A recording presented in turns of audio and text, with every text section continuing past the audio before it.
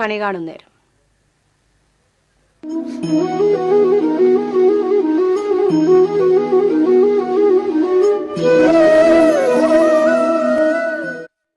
മലയാളിക്ക് കണി കാണാനായി ഇത്തവണയും ആയിരക്കണക്കിന് കൃഷ്ണവിഗ്രഹങ്ങൾ നിർമ്മിച്ചിരിക്കുകയാണ് രാജസ്ഥാൻ സ്വദേശിയായ ബാബുലാലും കുടുംബവും. നെല്ലായിലെ ദേശീയപാതയോരത്തുള്ള ബാബുലാലിന്റെ പണിശാലയിൽ പിറവിയെടുത്തത് വർണ്ണവൈവിധ്യവും വിവിധ വലിപ്പത്തിലുമുള്ള കൃഷ്ണവിഗ്രഹങ്ങളാണ്.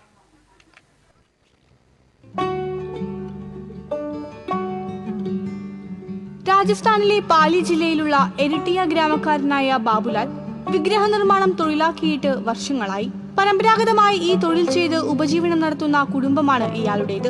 13 വർഷം മുൻപാണ് ബാബുലാലും കുടുംബവും നെല്ലായിയിലെത്തിയത്.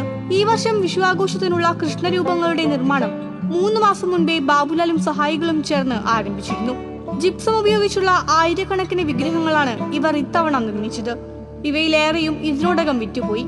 വിഷുവിന് 2 ആഴ്ച മുമ്പ് മുതലേ ജില്ലയ്ക്കകത്തും പുറത്തുനിന്നുമുള്ള കച്ചവടക്കാർ എത്തി കൃഷ്ണവിഗ്രഹങ്ങൾ വാങ്ങിക്കൊണ്ടുപോകും. പല വലിപ്പത്തിലും നിറങ്ങളിലുമുള്ള ശ്രീകൃഷ്ണ വിഗ്രഹങ്ങൾ ഇവിടെയുണ്ട്. വലിപ്പത്തിനനുസരിച്ചാണ് ഇവയുടെ വില. ജിപ്സം അടക്കമുള്ള അസംസ്കൃത സാധനങ്ങളുടെ വില വർദ്ധിച്ചിട്ടും കഴിഞ്ഞ വർഷത്തെ അതേ വിലയ്ക്കു തന്നെയാണ് ഇത്തവണയും വിഗ്രഹങ്ങൾ വിൽപ്പന നടത്തുന്നതെന്ന് ബാബുലാൽ പറയുന്നു.